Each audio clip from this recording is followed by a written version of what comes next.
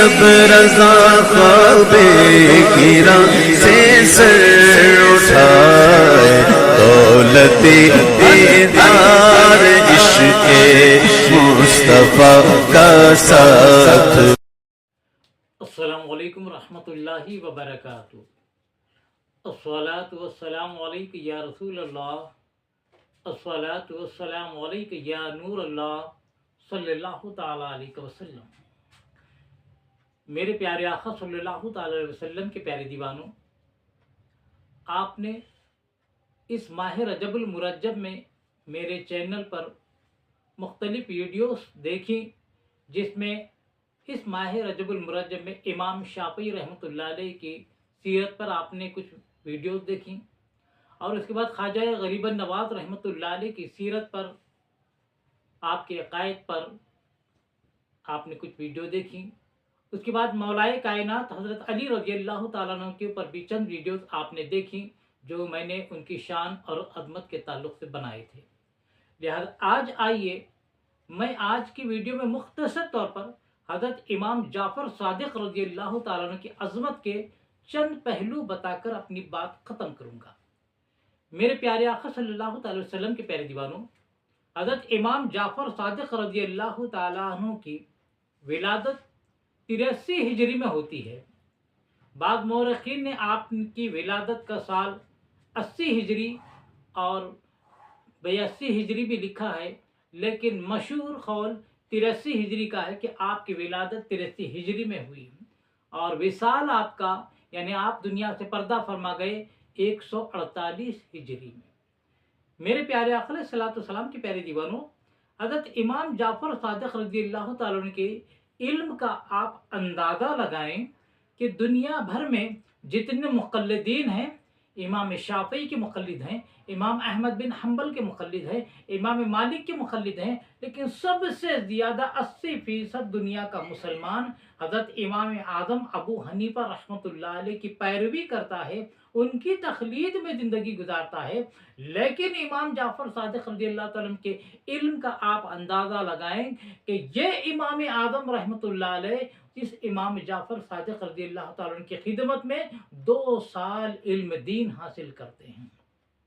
बचपने के आलम में नहीं, बल्कि बड़े होने के बाद जब आप फतवा नवेसी कर रहे थे, लोगों के लिए कुरान और हदीस के मसाइल अख्ज़ करके लोगों के सामने मसाइल का हल पेश कर रहे थे, उसके बाद आपने उतनी बड़ी उम्र में आपने 2 साल इमाम जाफ़र सादिक़ रज़ियल्लाहु अन्हु की खिदमत में ज़ानो अदब तय किया और इल्म दीन हासिल किया।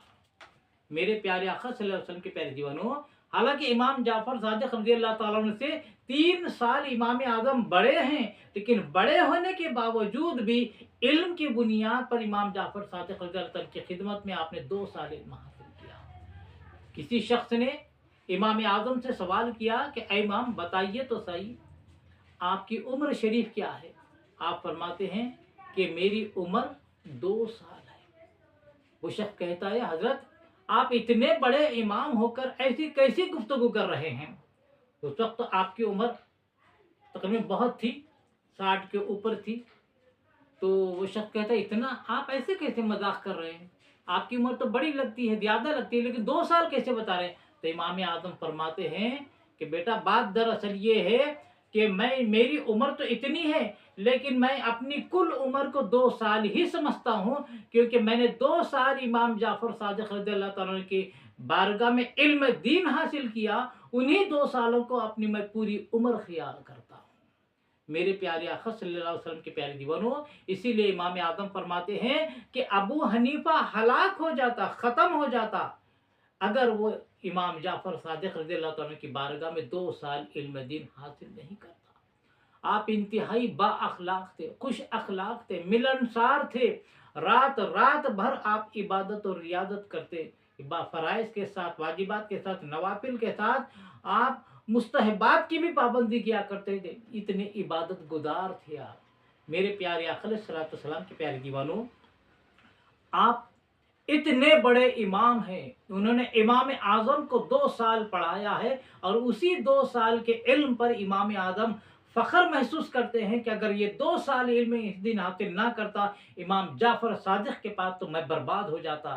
लेकिन इतने बड़े इमाम जाफ़र सादिक़ एक दिन अपने खादिम, अपने ग़ुलाम से अहद करते हैं। वो कहते हैं कि मैं तुझसे एक वादा, तू मुझसे एक वादा कर। खादिम कहता है हज़रत आप तो आले रसूल हैं, मैं कैसे वादा करूँ आपसे? तो बोले नहीं कुछ नहीं, तू मेरा खादिम है, ग़ुलाम है, सही है, लेकिन मैं ईमान की बुनियाद पर तुझसे एक वादा करना चाहता हूँ, तू मुझसे एक वादा कर। तो वो रोते हुए कहता है ग़ुलाम जी फरमाइए हज़रत क्या हुक्म है? तो इमाम जाफ़र सादिक़ रज़ियल्लाहु ताला फरमाते हैं कि तू मुझसे वादा कर, अगर इमाम जाफ़र सादिक़ यानी मैं अगर मैदान महशर में पकड़ा गया अपनी नाफरमानियों की वजह से, गुनाहों की वजह से अगर पकड़ा गया और अल्लाह ने तुझे बख्श दिया तो तू मुझे लिए बगैर जन्नत में नहीं जाएगा। तो वो गुलाम रोते हुए कहता है हज़रत आप तो आले रसूल हैं, आप मुझसे ये क्या कह रहे हैं? लेकिन इमाम जाफ़र सादिक़ फरमाते हैं आखिरत में हसब नसब काम नहीं आएगा, अमल काम आएगा। इसीलिए अगर मैं खुदा ना खास्ता पकड़ा गया अपने गुनाहों नाफरमानी की वजह से और अल्लाह ने तुझे बख्श दिया तो तू वादा कर कि मुझे जन्नत में लिए बगैर नहीं जाएगा। तो रोते रोते गुलाम वादा कर लेता है। उसके बाद इमाम जाफ़र सादिक़ भी वादा करते हैं अगर अल्लाह ने मुझे बख्श दिया तो मैं तुझे लिए बगैर जन्नत में नहीं जाऊँगा। आखिरी बात कह के अपनी बात ख़त्म कर रहा हूँ। मेरे प्यारे आका अलैहिस्सलातु वस्सलाम के प्यारे दीवानों, एक दफ़े हज़रत इमाम जाफ़र सादिक़ रज़ियल्लाहु अन्हु मस्जिद में बैठे हुए थे, दूसरा शख्स भी मस्जिद में था। इत्तेफ़ाक से उसके पास 2000 दीनार की थैली थी, वो गुम हो जाती है, नज़र नहीं आती। नज़र फेर कर देखता है तो इमाम जाफ़र सादिक़ मस्जिद के कोने में बैठे हुए होते हैं। तो वो समझता है कि हो ना हो इन्होंने ही मेरी थैली चुराई है, लिहाजा जाता है और आप पर थैली चुराने का इल्ज़ाम लगा देता है कि तुमने मेरी 2000 रुपये की 2000 दीनार की थैली थी वो चुराई है। इमाम जाफ़र सादिक़ कुछ नहीं कहते, खामोशी से उठते, उसका हाथ पकड़ कर लेते, चल मेरे साथ चल। उसे घर लाते हैं, 2000 दीनार की थैली उसे देते हैं, उसे रवाना फरमा देते हैं। वो शख्स जाता है लेकिन थोड़ी देर के बाद उसे अपनी थैली मिल जाती है, क्योंकि इसकी थैली चोरी नहीं हुई थी, किसी जगह रखकर वो भूल गया था। उस जगह जाता है तो वो थैली मिल जाती है। मारे शर्मिंदगी के वो सोचता है अरे कैसे बुजुर्ग थे, मैंने उन पर झूठा इल्ज़ाम लगा दिया, उन्होंने एक बात भी मुझे नहीं की, 2000 दीनार मुझे दे दिए। वो घर आता है, खटका मारता है, इमाम जाफ़र सादिक़ दरवाज़ा खोलते हैं तो वो बड़ी मिन्नत समाजत करता है हज़रत मुझे माफ़ कर दीजिए, मुझसे बड़ी गलती हो गई, मैंने 2000 दीनार चुराने का आप पर इल्ज़ाम लगा दिया है, लिहाजा वापस करने के लिए आपके पास आया हूँ। जाफ़र सादिक़ रज़ियल्लाहु ताला मुस्कुराते और कहते हैं कि बेटा हमारे ख़ानदान का ये उसूल है, हम जो चीज़ एक बार देते हैं वो दोबारा वापस नहीं लेते। जो थैली गुम हो गई थी वो तो तुम्हारी थी, वो रख लो, लेकिन ये 2000 दीनार हमने जो दिए हैं हमारी तरफ से हदिया है, तुम इसे रख लो। तो ये सखावत, ये फैयादी थी इमाम जाफ़र सादिक़ रज़ियल्लाहु ताला की, और ये आजिज़ी इनकिसारी थी, और ये अपने अमल पर घमंड नहीं था। इसीलिए खादिम से वादा किया कि अगर तू बख्शा गया मुझे जन्नत में ले जा, और मैं बख्शा जाऊं तो तुझे जन्नत में ले जाऊंगा। लेकिन आज हम 4 नमाजें पढ़ के थोड़ा सा नेक अमल करके अपने आप को जन्नती समझते हैं। तो लिहाजा कभी अपने नेक अमल पर घमंड ना करें। ये इमाम जाफ़र सादिक़ रज़ियल्लाहु अन्हु की ज़िंदगी से हमें सबक मिलता है।